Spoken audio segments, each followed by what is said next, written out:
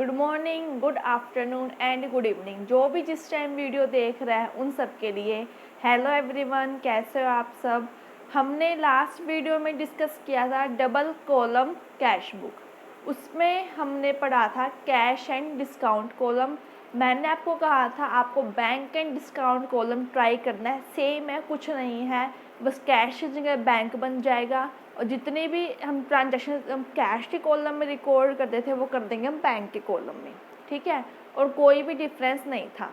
आज हम पढ़ेंगे डबल कॉलम कैश बुक ही। आप कहोगे मैम हमने कल भी पढ़ा था। हाँ जी बेटा, हमने कल भी पढ़ा था, बट आज हम पढ़ेंगे कैश एंड बैंक कॉलम। बहुत ज़्यादा इंपॉर्टेंट है, पेपर में आता है ये वाला क्वेश्चन, ठीक है। आज हम करेंगे वो। सबसे पहले हम बना लेते हैं फॉर्मेट। बनाओ साथ में।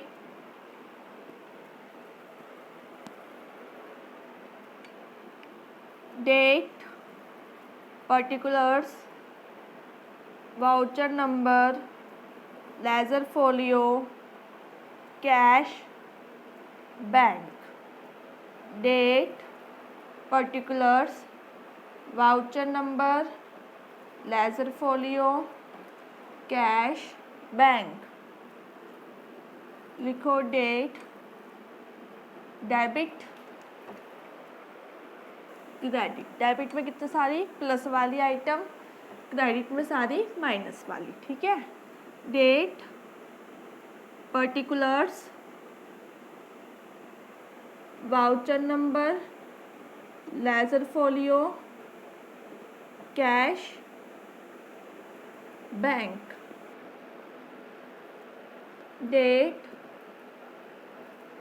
Particulars, voucher number, ledger folio, cash and bank.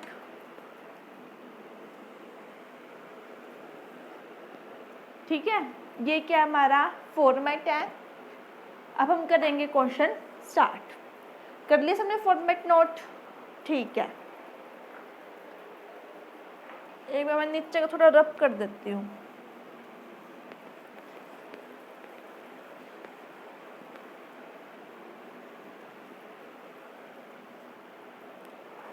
सबसे पहले है हम बना रहे 2020 की,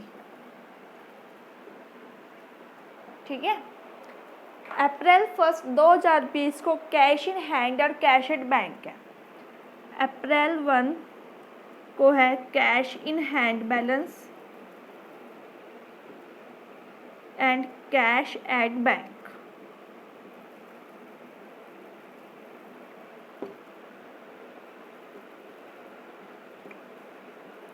$20,000, $10,000 ये दे रखा है, ठीक है। कैश इन हैंड मीन्स हमारे पास कैश है हमारे हाथ में। कैश एट बैंक मीन्स हमारे पास बैंक में पैसा है, कितना, 10,000। तो अप्रैल 1 को कैश कितना है, 20,000 और बैंक में है 10,000। मीन्स हमारे पास पैसा रखा है। तो क्या पहले डेबिट साइड आएगा, किसमें, टू बैलेंस ब्रोड डाउन, ठीक है। टू बैलेंस ब्रोड डाउन करके आएगा कैश 20,000, बैंक में 10,000।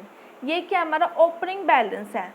और जब भी हमें कैश इन हैंड है वो हमेशा हमारा डेबिट साइड ही रिकॉर्ड होता है। कैश एट बैंक है वो हमारा डेबिट साइड भी रिकॉर्ड हो सकता है, हमारा क्रेडिट साइड भी रिकॉर्ड हो सकता है। डेबिट साइड कब होगा, जब हमारा कैश एट बैंक होगा। जब ओवरड्राफ्ट दे रखा होगा कैश एट बैंक तो हमारा होगा क्रेडिट साइड में रिकॉर्ड, ठीक है। ये चीज़ ध्यान रखना।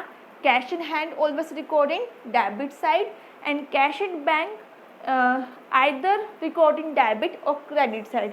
जब हमें कैश एट बैंक दे रखा हो तो कहाँ पे होगा, डेबिट साइड। जब हमें ओवरड्राफ्ट दे रखा हो कैश एट बैंक में तो होगा क्रेडिट साइड, ओके। आगे वाली बात समझ में बहुत ज़्यादा इंपॉर्टेंट है, ये अच्छे से समझ लो। उसके बाद है हमें परचेज गुड्स फॉर कैश। हमने गुड्स के जरिए परचेज किया है कैश में, तो लिखो by purchase account.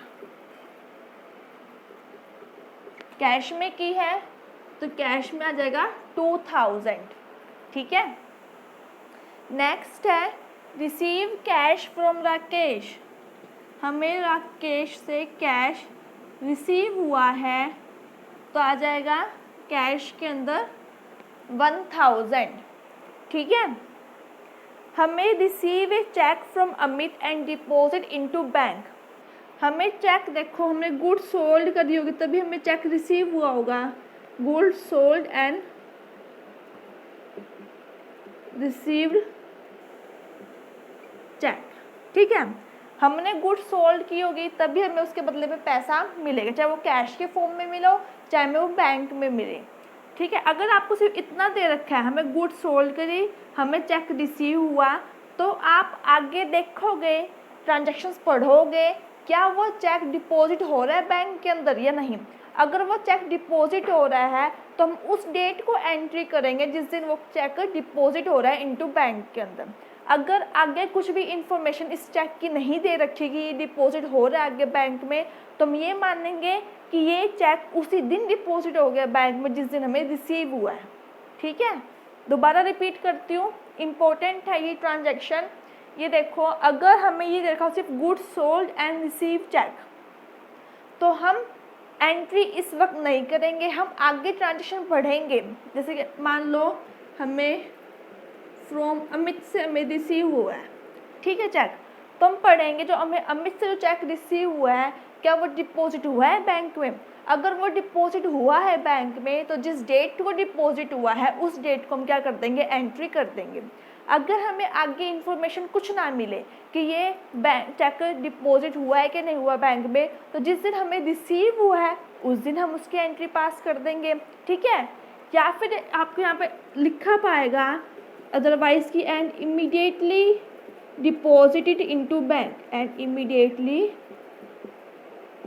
Deposit into bank, कि जिस टाइम हमें रिसीव हुआ उसी टाइम हमने डिपॉजिट कर दिया बैंक के अंदर, तो हम उसी टाइम आप एंट्री पास कर दो। अदरवाइज आप आगे ट्रांजैक्शंस पढ़ो कि कब डिपॉजिट हो रहा है बैंक में, ठीक है। तो ये डिपॉजिट हुआ अप्रैल 4 को टू अमित, बैंक में जाएगा 1000 का, ठीक है, 1000 का। हमने फर्नीचर परचेज किया है बाय चेक के थ्रू अप्रैल 5 को, बाय फर्नीचर हमने चेक के थ्रू क्या करा है, परचेज करा है 2000 का, ठीक है। तो बाय फर्नीचर अकाउंट 2000 का पाएगा बैंक में, क्योंकि हमने चेक के थ्रू उसकी पेमेंट करी है, ठीक है। एक एंट्री है कैश डिपॉजिट इनटू बैंक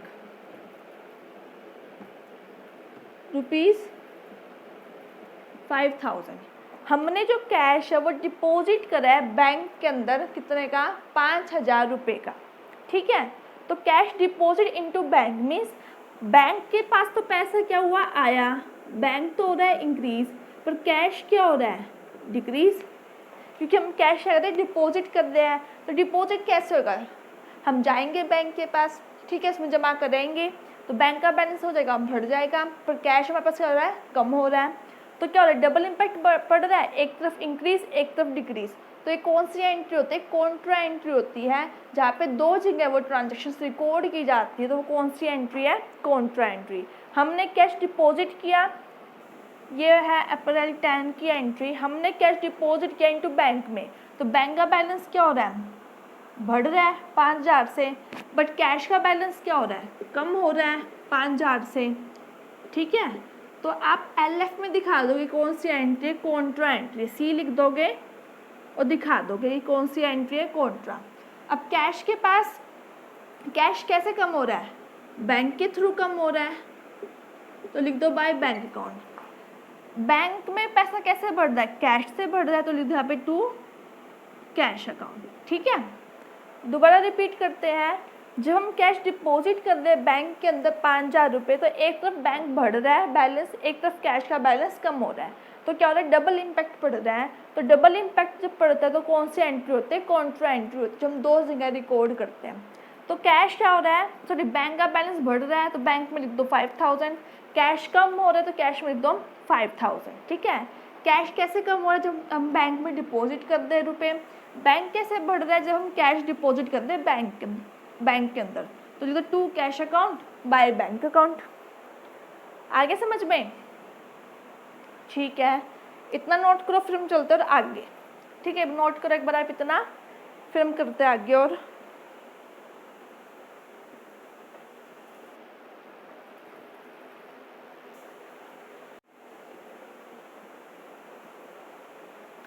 हो गया यहाँ तक सबका, करें अब आगे। आगे है paid salary and charity through bank. हमने सैलरी पे करी है, हमने चैरिटी पे की है, किसके थ्रू, बैंक के थ्रू। तो यहाँ पे लिखते to salary account, sorry by salary account and by charity account, ठीक है। 1500।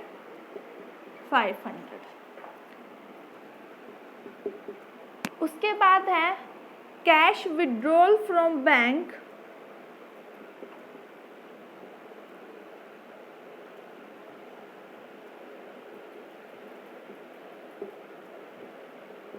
For personal use.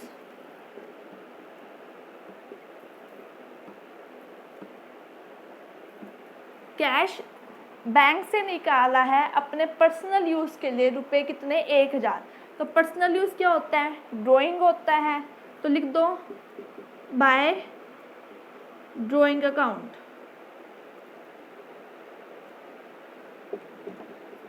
कितना, 1000 रुपये कहाँ से, बैंक में से, ठीक है। सेम ट्रांजैक्शन है कैश विड्रॉल फ्रॉम बैंक ₹2000। हमने कैश विड्रॉल किया है बैंक से, कितना, 2000 रुपये, सिर्फ इतना दे रखा है हमें। तो इसकी कैसे एंट्री पास होएगी,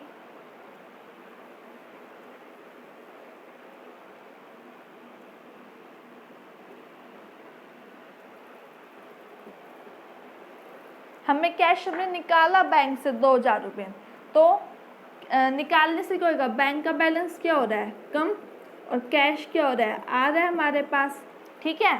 तो बैंक में तो हो रहा है कम, तो लिख दो यहाँ पे बैंक में कम कर दो कितने, 2000 रुपये। और कैश बढ़ रहा है तो कैश में कर दो 2000 रुपये इंक्रीज। ये है अप्रैल 15 की एंट्री। कैश कैसे कम इंक्रीज हो रहा है, बैंक के थ्रू, लिख दो टू बैंक अकाउंट। बैंक कैसे डिक्रीज हो रहा है, कैश निकालने की वजह से, लिख दो टू कैश अकाउंट।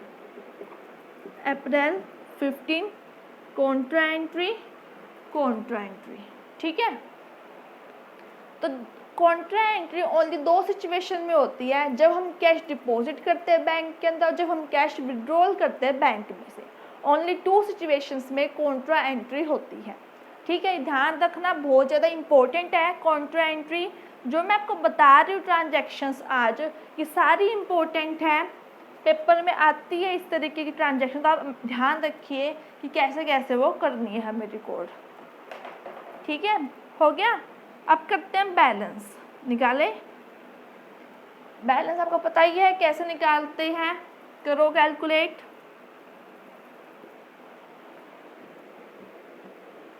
कितना आ रहा है, 20 + 2 + 1 23,000, इधर 10 + 5 + 16,000, ठीक है।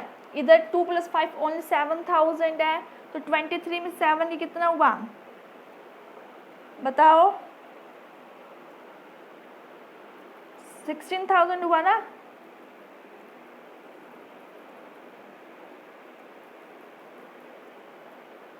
और इधर कितना है, 2 + 1 3 4 5 6 तो 16 10 और 590 500। कैसा है, समझ में आ गया। कैश का पहले ये वाला कॉलम प्लस किया, ये आ रहा है 23,000, ये आ रहा है 7,000। तो 23 में से हमने 7,000 माइनस कर दिया, कितना आया 16,000। फिर हमने बैंक वाला प्लस किया, ये आ रहा है 16,000। इसमें से हमने ये वाली माइनस की, तो कितना आ रहा है 9500। हमने बैलेंस इक्वल कर दिया। तो अप्रैल 30 बाय बैलेंस कैरी डाउन, कि हमने कितना बैलेंस किया है, कैरी डाउन किया है 16,9500। यही बैलेंस हम नेक्स्ट मंथ कर देंगे ब्रॉड डाउन, ठीक है। तो 2 बैलेंस ब्रॉड डाउन 16,9500, ठीक है। आपको यहाँ पे ब्रॉड डाउन करके दिखाना है। इट मीन्स जो ये वाला बैलेंस था 2 बैलेंस ब्रॉड डाउन, ये कहते हैं प्रीवियस मंथ का, तो जो हम नेक्स्ट मंथ लेके आए थे, इसी तरीके से ये वाला बैलेंस किया है प्रीवियस मंथ का है, तो ये हम नेक्स्ट मंथ लेके आए हैं मई के मंथ में ब्रॉड डाउन करके, ठीक है। तो ये हमारा question double column cash book का with cash and bank column, बहुत ज़्यादा इंपॉर्टेंट है, आता है पेपर में। और जो मैंने आपको एक तो ये बैलेंस ब्रॉड डाउन वाली एंट्री बताई थी, एक कैश डिपॉजिट, कैश विड्रॉल, और एक जो इमीडिएटली डिपॉजिट हुआ है कि नहीं हुआ बैंक चेक बैंक में, वो बताया मैंने आपको। तो ये काफ़ी इंपॉर्टेंट है ट्रांजेक्शन, इसको आप अपने माइंड में ध्यान रखना कैसे हम उसको रिकॉर्ड करते हैं, ठीक है। कल हम पढ़ेंगे triple column cash book, petty cash book, उसके बाद हमारा चैप्टर कंप्लीट हो जाएगा। ओके, अगर आपको कोई भी क्वेरी हो तो आप मुझे कमेंट करके बता सकते हैं। अगर आपको वीडियो अच्छी लगी हो, वीडियो को लाइक कीजिए, शेयर कीजिए एंड चैनल को सब्सक्राइब कीजिए। Thank you so much for watching.